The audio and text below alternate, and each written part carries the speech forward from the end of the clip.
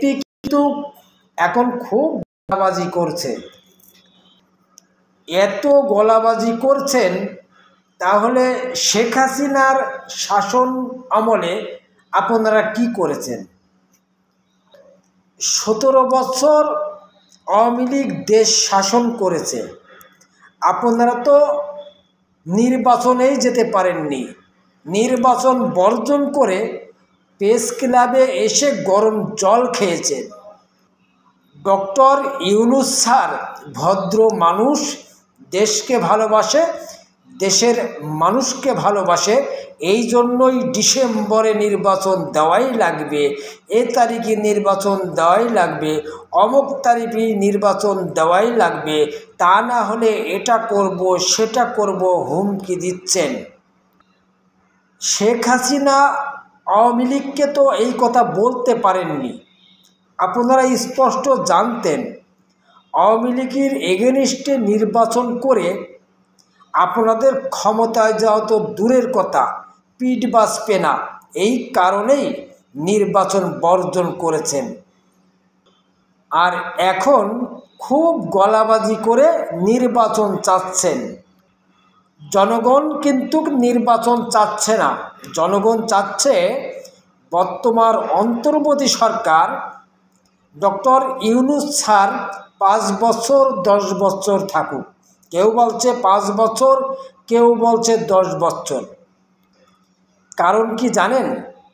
আমরা বা বাংলাদেশের 18 কোটি মানুষ দেশ ভালোবাসে।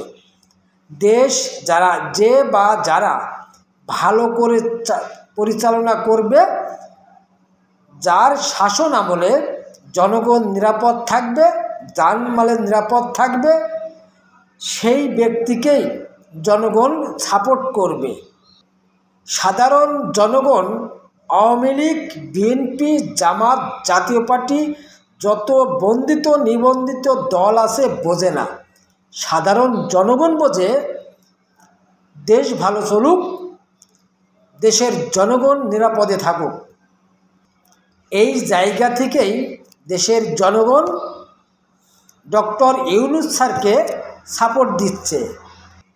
ডিসেম্বরের পরে মাঠে নামতে চাচ্ছেন, জনগণ কিন্তু আপনাদের মাঠে নামতে দেবে না। কারণ জনগণ দীর্ঘ 53 বছর আপনাদের শাসন দেখেছে। আপনাদের শাসন মুখ বুজে মাথা নিচু মেনে নিয়েছে। এখন আর আওয়ামী লীগ, বিএনপি, জামাত, জাতীয় পার্টি যেই আসুক না কেন, কারোরই তোয়াক্কা করবে না জনগণ। কারণ ডক্টর ইউনূস স্যারের মতন একজন বিচক্ষণ, জ্ঞানী, সুবুদ্ধিশীল মানুষ বাংলাদেশের জনগণ খুঁজছিল, ঠিক পেয়ে গেছে। এখন কিন্তু বাংলাদেশের জনগণ ডক্টর ইউনূস স্যারের হাত শক্তিশালী করছে। আর আমাদের বাংলাদেশে যে সকল নেতা আছে, ভারত ছাড়া ভারতের ওই পাশের আর কেউ চেনে না।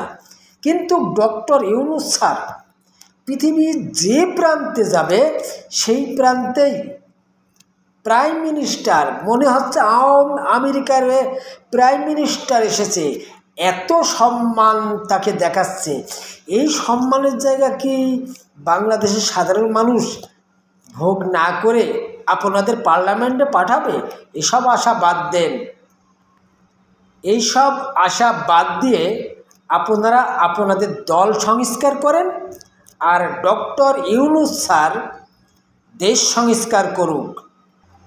300-350 এমপি লাগবে না, মাত্র 17 জন ব্যক্তি দেশ পরিচালনা করছে। পানির মতন দেশ চলছে।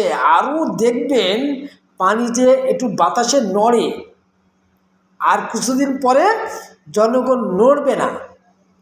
মানুষ যদি শান্তিতে ঘুমাতে পারে, তাহলে নড়বে কেন? আমরা তো আওয়ামী লীগ শাসন দেখেছি, বিএনপি শাসন দেখেছি, জাতীয় শাসন দেখেছি। পরিবর্তন করে বারবার ক্ষমতায় এসেছেন। ক্ষমতায় এসে কি দেখিয়েছেন? জনগণকে কি দিয়েছেন? জনগণের জান মালের হেফাজত দিতে পেরেছেন? জান মালের নিরাপত্তা দিতে পেরেছেন? জনগণ তার বাক শক্তি প্রয়োগ করতে পেরেছে, তাদের স্বাধীন সার্বভৌমত্বে যে সুযোগ সুবিধা হওয়ার দরকার সেটা কি পেয়েছে? কোন আশায়, কোন কারণে বাংলাদেশ একটি স্বাধীন দেশ হিসেবে জনগণ মেনে নিয়েছিল? সেই স্বাধীন দেশের সুফল কি জনগণকে দিতে পেরেছেন? জনগণ আপনাদের কথা আর শুনবে না। জনগণ যাকে ভালো লাগবে তার কথা শুনবে। আমার কথায় কেউ কিছু মনে করবেন না, বাস্তব কথাগুলো বলে গেলাম।